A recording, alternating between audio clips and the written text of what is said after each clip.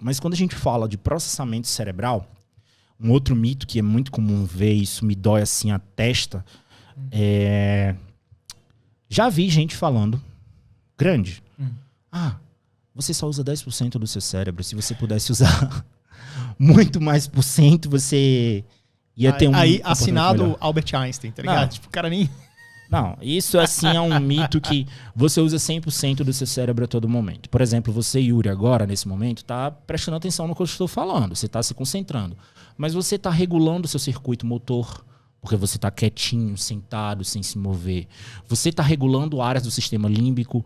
Você está inibindo áreas de hipervigilância. Por quê? Por mais que, sei lá, aconteceu uma notícia com alguém da sua família que você recebeu hoje, isso ativou áreas do sistema de vigilância, de deixar você triste, de deixar você hipervigilante. Poxa, eu tô aqui, recebi uma baita notícia ruim, eu ainda tenho que gravar esse podcast com esse cara.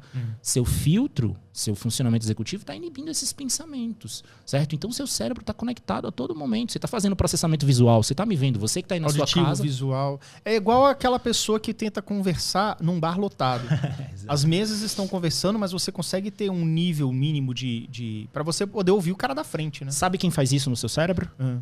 A função executiva chamada controle inibitório. Quando a gente estuda eletrofisiologia, e eu estudei mais de 12 anos de eletrofisiologia, eu falo uma coisa. O controle inibitório é quem manda no cérebro. Sabe por quê? O controle inibitório é uma função relacionada a você inibir pensamentos, inibir estímulos, controlar as suas vontades. E pasme ou não, sabe aquele pensamento de, meu Deus, eu preciso ir no banheiro? Uma função fisiológica que você recebeu informação lá do seu esfíncter e dizer, eu preciso ir no banheiro. Mas agora eu não posso ir porque eu quero prestar atenção nesse cara. Controle inibitório. Sabe aquele funcionamento de você tá balançando a perna? Eita, para de balançar a perna que é muito legal esse assunto. Controle inibitório. Sabe aquele pensamento que eu acabei de citar de, meu Deus, eu tenho que ir na casa da minha avó depois daqui.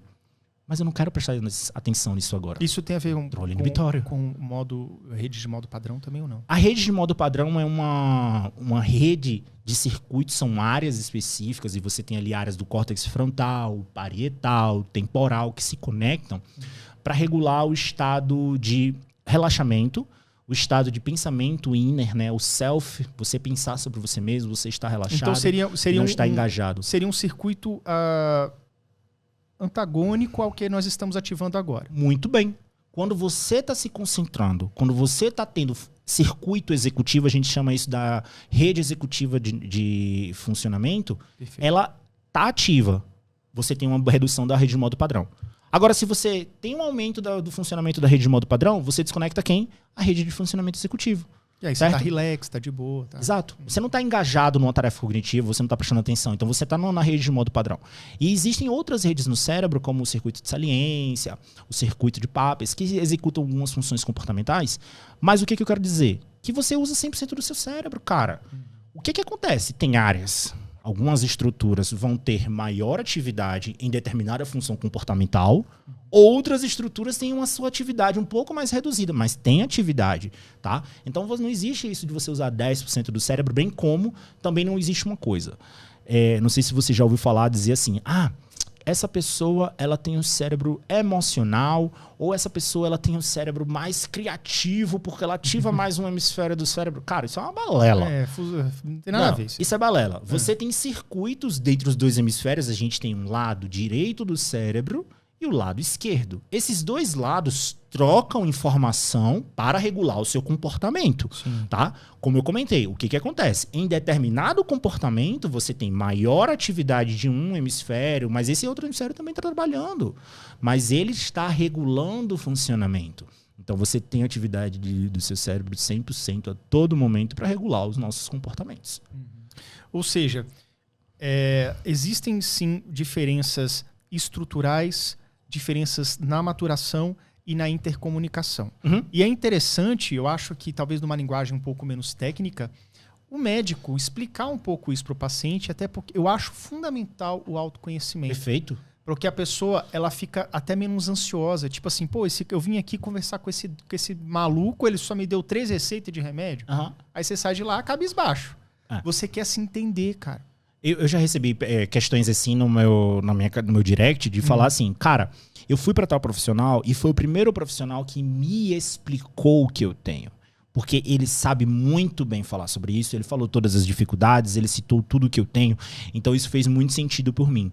Pra mim, né? Então a psicoeducação, você educar aquela pessoa sobre o que de fato é o TDAH, dizer ao pai, olha, Yuri, seu filho vai ter essas dificuldades, esses prejuízos, porque ele tem essa condição. Do mesmo jeito como, por exemplo, um pai que, do nada, o filho recebeu o diagnóstico de epilepsia porque ele estava apresentando convulsões. Nunca viu epilepsia na vida, nunca teve contato. Quando vai para o neuro, se o neuro explicar o que é epilepsia, dizer como intervir durante uma crise convulsiva, dizer o que aquela criança vai apresentar de dificuldade, cara, esse pai vai ter uma consciência muito diferente acerca do funcionamento do filho dele. Então, educar e demonstrar essas questões é de suma essencial para os profissionais de saúde, né? A gente está trabalhando com de furar essa bolha, de você demonstrar de fato que TDAH e autismo, eu sempre falo sobre isso na rede social, sim, de demonstrar os comportamentos, demonstrar essas questões, demonstrar que TDAH, uma frase muito comum que eu sempre utilizo é que TDAH é muito mais do que somente desatenção, muito mais do que somente hiperatividade e impulsividade. Você tem ali um leque de comportamentos que estão relacionados àquela pessoa e que vai impactar muito no como aquela pessoa se insere dentro de qualquer tipo de ambiente.